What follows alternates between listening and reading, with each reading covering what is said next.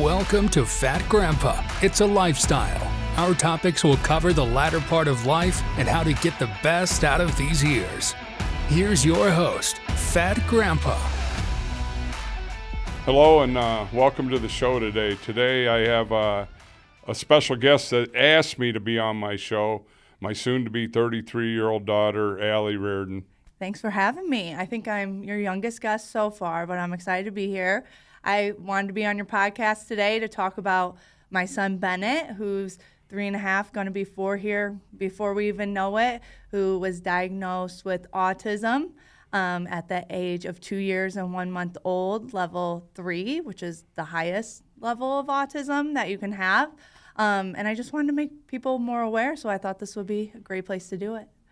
So when we talked about this, Allie, you said you're an open book today. We didn't rehearse anything. I have a few little notes, that stuff I want to bring up. And when you say he was diagnosed at 2 years and 1 month, when did I know? When did you know, or when did I? When did I know? I would say maybe 3 years old. Or did you know sooner? No. As far as, like your mom says, I don't listen or something, because when you told me the other day that he was diagnosed at 2 years and 1 month, I've only realistically known probably for a month in my mind. Yeah. That don't mean you didn't tell me or I didn't listen. But yeah.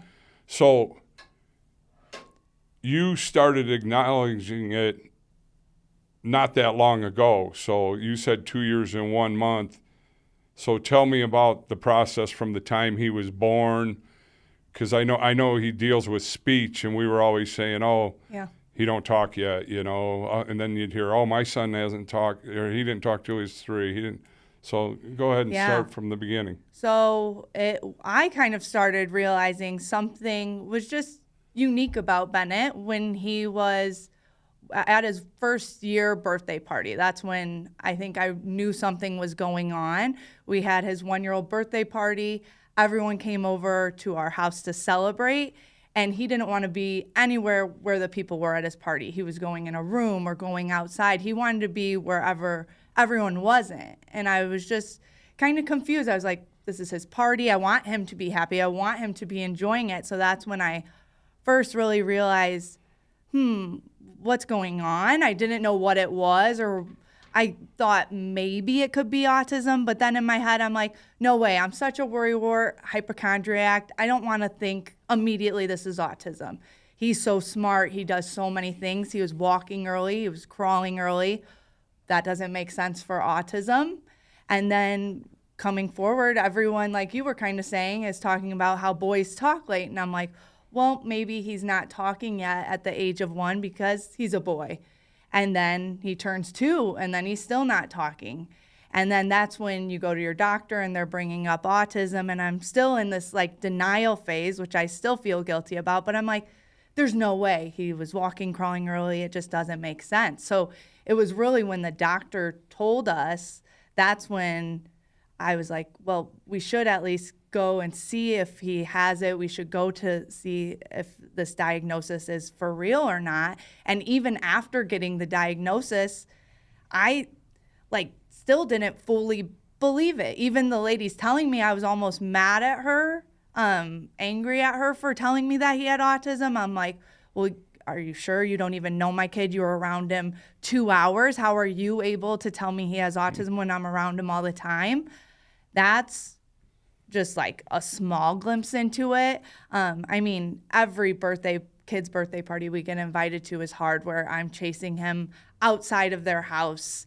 And then if we go to Target, it's not just an easy experience. Any little thing that me and Mitchell, my husband, do for him, it's not just an easy step like it might be for someone else. So that's when more recently we've really come to terms with it. Not accepting of it. I've always been accepting of it if he has it.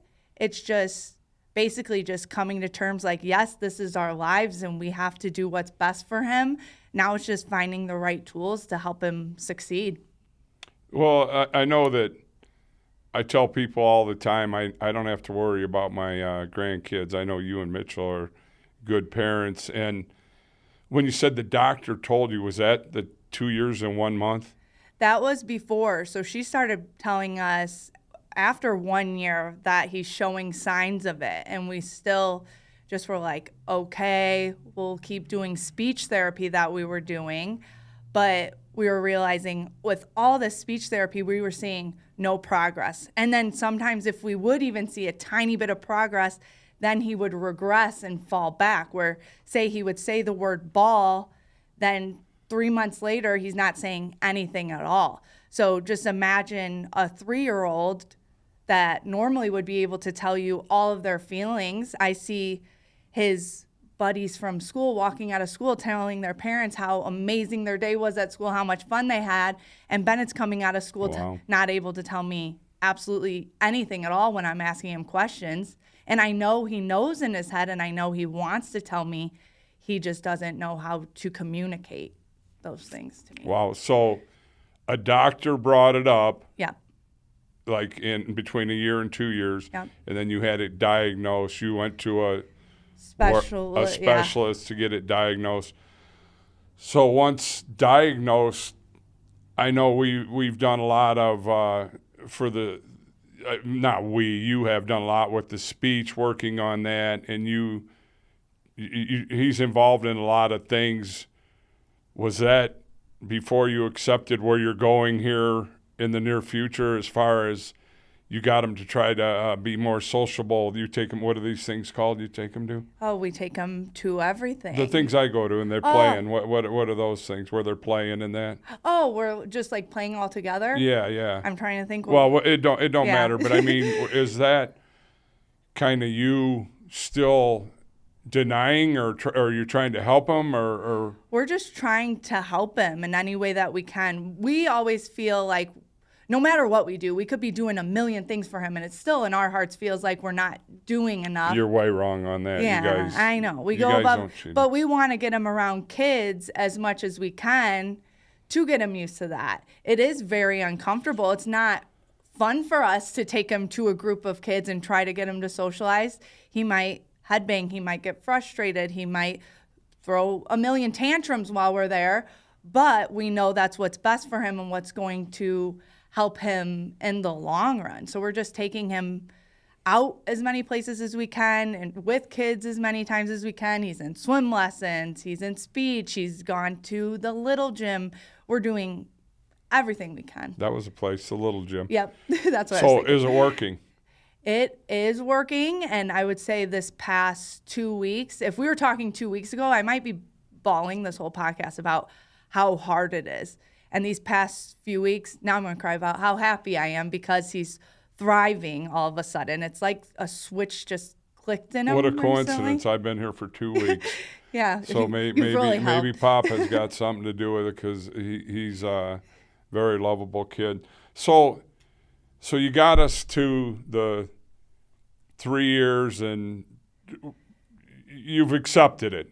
I'll say it that way. Yeah. I guess you could have been in denial. I that's part of what I started listening to the podcast about a month ago on autism, and I found a couple that I like, and I hear things they talk about, and there is a denial and an acceptance and a grieving, and you said, like, he was saying the word ball, and then he couldn't say it. Yeah. And there's a lot of that goes on too. So now let's get to where we're at right now with Yeah. it. You went and got him diagnosed this week for? So this was for ABA therapy, which is to help his behaviors. It's all about, basically, Bennett's been headbutting when he can't explain how he's feeling, or head banging. He'll hit his head on a concrete floor, and it's scary. Your heart sinks, and it's terrifying. And that's one of the million things that they help with. The lady came over to our house last night to see how he acts at home and how it's hard to get him to transition from one thing to the next. That's another big piece about Bennett. He has his routine. That's what he wants to do, and that's it. He doesn't like surprises. We have to explain everything we're going to do before we do it, and really just take the time to do that extra step that a lot of other parents don't have to explain everything they're doing. They're going to say, hey, get in the car. We're going to grandma's house. They'll hop in the car. But it's not that easy with Bennett. So she came over, kind of saw that it is hard to get him in the bathtub for bath time and then get him ready for bed and in his pajamas, because if it's not when he was thinking or when he wanted, then he doesn't want to do it. And this was last night, right? She came over, yeah. They came over because Mom told me Yeah. this morning. So the school, is it called a school he's going to be starting? It's not a school, it's therapy. And so he'll go there from 9 to 3, 5 days a week, which is insane. I remember that was part of our denial phase too, because when we took him for his autism evaluation, they said, as soon as we got that back, they said, okay, he's going to be coming here 5 days a week, this many hours. And we're like, he's 2. He's not leaving us to be with you more than he's with us. That's insane. And now looking back, we feel guilty. We should have done that.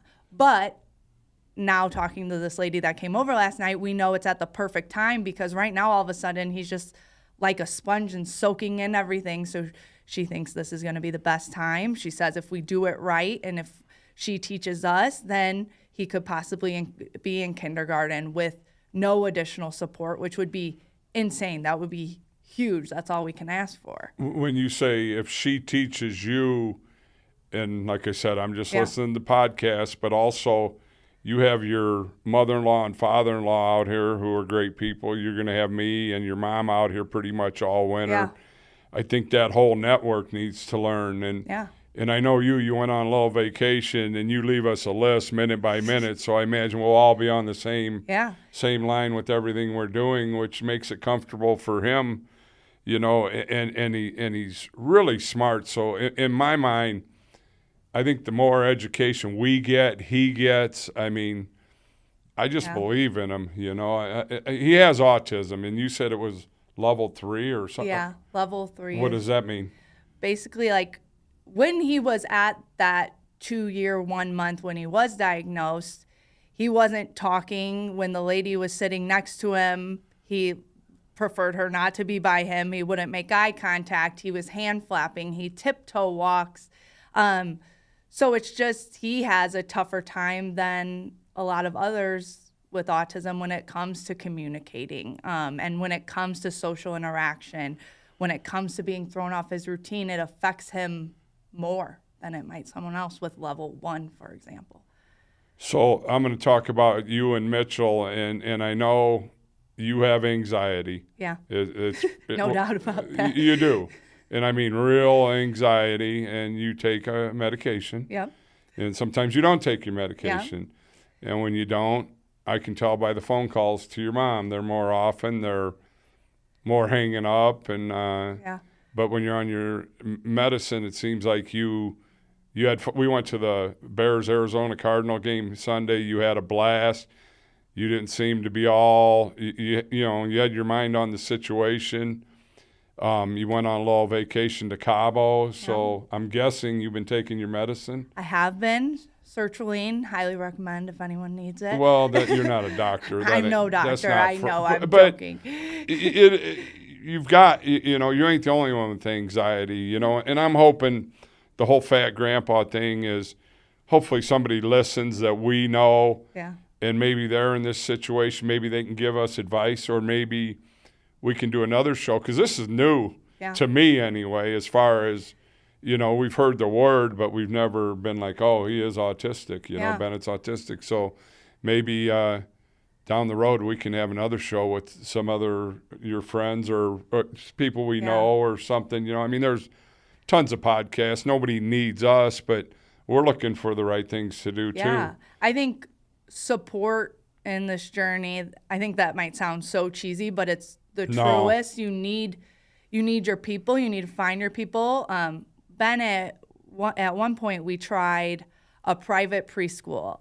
Because he's so smart, we're like, he can do it. The director of the school thought he could do it. She was aware he had autism, and she was like, no, he was great over like her summer camp. I know, like, it'll be okay. And then once he started school, that's when like the head banging happened, and that's when the transitions were like super hard for him. And that's when I even found how moms are at schools and how different that can be. And I found this one mom I connected with at the school that was just above and beyond to me and so sweet and kind, where other moms are giving me dirty looks because they know my kid's there has autism when their kids don't. Why is he around them? They don't want him there. And then this other mom is telling me updates after school saying, hey, my son said Bennett was really happy today. And that was a day I was in the car on the way home, like, I just hope he's happy. I hope he's having a good time there. And when she told me that, I was like, just ready to burst into tears because I'm like, that's all I want to know. Is Bennett happy? That's all I ever want to know. I know when he's hand flapping and he's happy, but he can't say, hey, Mom, I'm really happy today, or I love when we do this.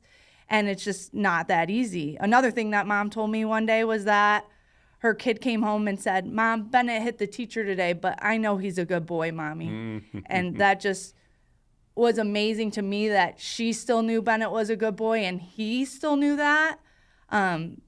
Because I know people are going to look at him differently, but I just want people in my life like that like just get him and understand him. So I think if anyone is on this journey, if I can help anyone in any way, I want to do that.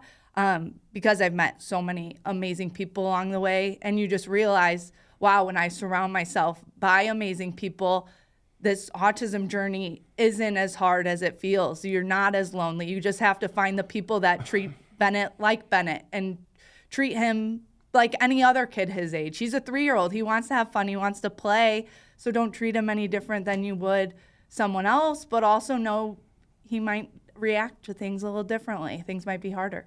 Wow. We might have to take a break. I know.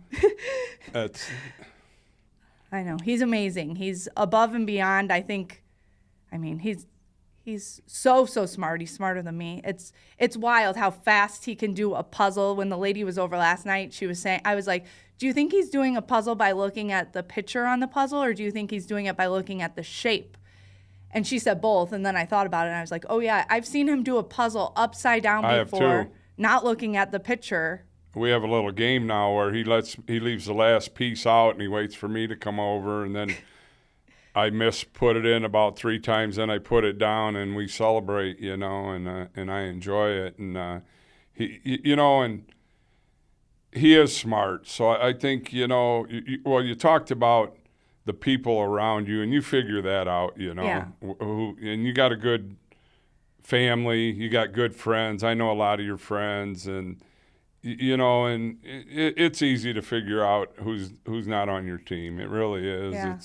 It's probably harder when you're younger, but I think that's hard too, is finding who to not surround yourself with, and that's up to each person. It's just, I can tell who genuinely loves Bennett and who wants to be around him, and that's all I want. I don't want to be around anyone that looks at him in a different light, because I want him to shine and I want him to just I told somebody him. this morning, you're one of the smartest people readers I've ever met in my life, and they're not gonna pull the wool over your eyes. Yeah. But no, I'm so happy you wanted to do this, and like I said, we never talked about, we're gonna ask this, we're gonna ask that. I got a little bit of notes here because there's some stuff I don't want to remember, but I didn't show them to you. I put them on this stupid little I tried asking. book I had today. You hear autism. I had to look up the definition. I don't need to read it. Most people know, but I mean, it's a lot of words. I did a thing, and a guy went into cardiac arrest on one of my podcasts was about that, and I didn't know the difference between cardiac arrest and heart attack. You hear somebody went into cardiac arrest, you hear they had a heart attack. You hear autism, you think a certain way, you know. I think people picture autism in a certain way automatically. But I think what's tough about autism, it's sometimes called an invisible disability, because if you look at Bennett, I don't think you immediately think he has autism. And I think that sometimes makes it harder in a way. He's the most handsome boy in the world, but I think it makes it harder because people, when he headbangs or in Target is throwing a tantrum, they're looking at him like, what a shitty mom. Or they're looking at him like that kid cut that part. that kid needs to get it together. We've even been at a restaurant where Bennett was hand flapping and a lady looked at him and said, what the heck was that? And I said, excuse me? And she started whispering to her friend. And I was just like, come on. Like, even if I saw That's a kid people. That's yeah, people. I know, it's just That's sad. the world we're in, you know. So you have a great base, you know, and you figure it out. And you're saying a lot of things that I'm listening to on these podcasts that I'm trying to educate myself, you know, differently than your mom is. You know, I'm more. Your mom's more hands-on, and I'm just trying to pay attention to the whole process, you know. And I believe, and correct me if I'm wrong, I remember somewhere maybe at the play thing or wherever that somebody said to you, oh, your son has autism too. And I got mad at her. Yeah. Well, at that time you weren't. I'm like, who is she to tell me my son has autism? And then I was like, well, maybe he does, maybe he does. And maybe that's what I needed at the time to like snap into reality and just like come to terms with it. And it's never like I was like, oh God, autism, Bennett can't have it. It was just, I'm such a worrywart and anxiety as is. I didn't want to put something on him that he didn't have.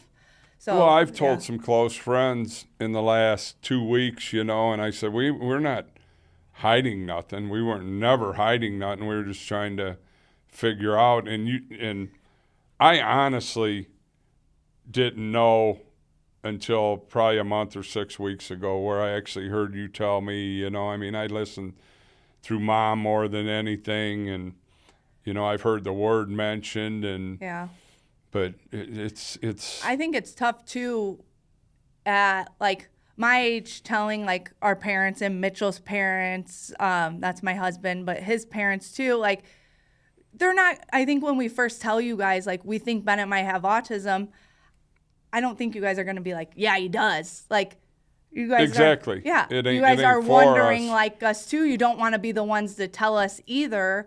So that's what's tough is like, it's just a hard spot. And I think a lot of people also don't know how much, like Bennett's not just in ABA therapy, he's also going to be in OT, occupational therapy. He's very like clumsy, klutzy. He doesn't know how to drink from an open glass. He has a hard time putting on and off clothes. He doesn't know how to dress himself. We're still dressing him.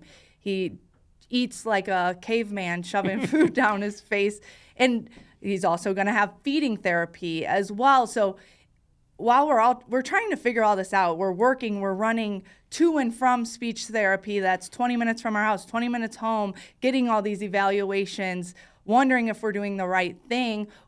Right now, at this place that we found, we finally feel like it's the right spot because it has autism therapy, like the ABA therapy, it has OT, it has feeding therapy. So it's all in one spot where he's going to be getting everything he needs, and he absolutely loved the place when we've been there. That's awesome. He has a little sister at home now. And how is that relationship? I mean, was he receptive when she was born and come home? Is he receptive now? Does he? It's a work in progress. I would say when we brought Sissy home, he almost like just ignored the crap out of her. Wouldn't even really like acknowledge her that she was there. He knew she was, but he's oftentimes in his own little world. He'd rather play independently. But lately, now it's getting better and better where he'll bring a toy over to her, he'll kiss her on the cheek, but we cannot leave their sight at any second, or Bennett has pushed her over where it's so sad and heartbreak. But it's just like, you don't know how he's going to react. So that's the tough part, but he absolutely, I mean, now he kisses her goodnight, says night, night, Miley, as of like this week, which is insane. So a lot of progress there. That's awesome. She's a good girl. And, you know, you guys you're giving them opportunity, and you need to, I'll say, use some of the people around you, being me, Mom, your in-laws, you know, your good friends, and that you talk about running here, running there, you know, and don't be afraid to use them people around you. They're your friends. Yeah. So I know you had mentioned something about you're doing something at work Friday. You kind of just told me, and I have no idea what it was, and I just wanted to bring it up. We never talked about it or not, but what are you doing? And what, go ahead, you explain. So in November, it's National Family Caregivers Month. So on this Friday, I'm going to talk at work in front of the whole company on Zoom, just about Bennett and explain like what it's like, what all we do, what has helped us. I think that's the big thing. A lot of people know it's like there's no straight roadmap for any of this. That's what's been the hardest part. It's not like, hey, Bennett's going to go this school and that's the right choice. Everything's perfect that you're doing. It's everything we ask the doctor. Well, it's up to you. What's working best right now? And it's all on our plates. That's why we've tried 3 different schools for the poor kid. He's been all over the place. He's been in a special education program at a public school. He's been in a private preschool. He's done summer camps. And it's like, what fits Bennett best? We haven't found that yet, and we're really hoping this is the spot right now. All we want is for him to be able to thrive in life. That's all we can ask. Maybe you should have a podcast and I'll be the guest. You're pretty good at this for never doing it. It's you talk my a lot. favorite topic. I don't like people that talk more than me. You know, you said the word caregiver, and there's another part too. You've had Juju and Jace, and these are his 2 girlfriends. They're very good nannies that you've had that have really he loves them, and they've been a big part of it too. So we've been beyond lucky, definitely, with just like girls that just pour their heart and soul, into helping him, and they just want what's best for him. I feel like what's tough too is we've probably read Bennett 5,000 books, and we've sang so many songs, and he still wasn't talking, and we're like, man, you just feel defeated when he's like regressing and falling back. You feel like nothing you're doing is right. So it's so insane right now to be seeing all this progress because we've been waiting for it. And then in the meantime, we have Miley, our little girl, was talking at 8 months old, and to me it still doesn't feel real when she's talking and when she's repeating what we're saying and copying and waving and doing things that Bennett didn't do until yesterday, and she's doing them right now. It just seems like, whoa, this is how this is happening. We weren't doing anything wrong. We were doing all the right things. It just, he learns differently, and that's it. You know, you've mentioned your husband's name a few times, Mitchell. He's a great kid. Does this marriage is tough enough? I know it adds to it, but does it add even more? Oh, yeah. Oh, yeah. You don't have to get all. No, and I'll say. Well, he's a good kid. No, Mitchell is insane. He's the best dad to go through this journey with. And I literally said to him yesterday, I wouldn't be able to go through this with anyone else because he works as soon as he walks in the door. He's busting his butt at home, and at work he goes above and beyond. He's still working when he gets home, but he pours everything into Bennett. I really don't know how he does it all. He just really puts a lot of weight and pressure on himself. I do too, and I think, of course, that just makes marriage hard at times when we're so hard on ourselves. Exactly.